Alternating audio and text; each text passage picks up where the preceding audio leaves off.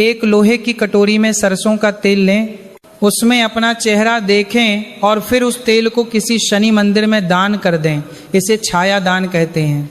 ऐसा करने से आपकी सभी शारीरिक पीड़ाएं तेल के साथ चली जाएंगी। साथ ही काले कुत्ते को रोटी खिलाना न भूलें। लेउपा कुंभ राशि अंतिम और छठी भाग्यशाली राशि है कुंभ राशि। कुंभ राशि के स्वामी भी स्वयं शनि देव हैं। भक्तों, मकर संक्रांति से आपके जीवन में धन के आगमन के नए रास्ते खुलने वाले हैं। अगर आपका पैसा कहीं फंसा हुआ था या कोर्ट केस में उलझा हुआ था तो अब फैसला आपके पक्ष में आएगा। अनिरुद्धाचार्य जी का कहना है कि कुंभ राशि वालों को अब अपनी मेहनत का पूरा फल मिलेगा। विशेषकर जो लोग लोहे, मशीनरी या तेल के व्यापार से जुड़े हैं उन पर लक्ष्मी जी की विशेष कृपा बरसेगी। किस्मत की चाबी और उपाय, लेकिन सावधान रहें, शनि देव कर्म के देवता हैं। कुंभ राशि वालों के लिए उपाय यह है कि आप इस दिन किसी मजदूर, सफाई कर्मचारी या दिव्यांग व्यक्ति की मदद करें, उन्हें भोजन कराएं या कुछ पैसे दें। शनि देव महलों में नहीं बल्कि गरीबों की सेवा में बसते हैं। इसके अलावा मकर संक्रांति के दिन पीपल के पेड़ के नीचे जल चढ़ाएं और 7 परिक्रमा करें। ऐसा करने से शनि देव की 7.5 या ढैया का दुष्प्रभाव भी समाप्त हो जाएगा और आपके घर में सुख समृद्धि बनी रहेगी। भक्तों, क्या आपकी राशि भी इन 6 भाग्यशाली राशियों में शामिल है या फिर आपकी राशि कोई और है? कमेंट बॉक्स में अपनी राशि का नाम जरूर लिखें ताकि हम मकर संक्रांति की विशेष पूजा में आपके नाम की प्रार्थना कर सकें। संकोच न करें, अभी कमेंट करें। भक्तों, अनिरुद्धाचार्य जी महाराज कहते हैं कि मकर संक्रांति पर आपका भविष्य सितारों से ज्यादा आपके कर्मों से तय होता है। गरुड़ पुराण की ये छोटी सी सत्य घटना आपके रोंगटे खड़े कर देगी, इसलिए इसे ध्यान से सुनें। एक गांव में 2 लोग थे। एक अहंकारी सेठ धनीराम जो सोने में खेलता था और एक गरीब विधवा काकी जिसके पास खाने को भी लाले थे। मकर संक्रांति के दिन सेठ ने अपनी वाहवाही के लिए विशाल भंडारा किया। हजारों लोगों ने खाना खाया, लेकिन जब एक कोढ़ी भिखारी ने सेठ से एक निवाला मांगा तो सेठ ने उसे लात मारकर भगा दिया और कहा कि मेरी इज्जत खराब मत कर। रोता हुआ भिखारी काकी की झोपड़ी पर पहुंचा। काकी के पास उस दिन केवल एक मुट्ठी खिचड़ी थी जो उसने अपनी भूख मिटाने के लिए बनाई थी, लेकिन काकी ने अपनी भूख की परवाह नहीं की। उसने अपनी थाली की सारी खिचड़ी उस भिखारी को खिला दी और खुद भूखी सो गई। मृत्यु के बाद जब दोनों यमराज के सामने पहुंचे तो चित्रगुप्त ने लेखा जोखा खोला।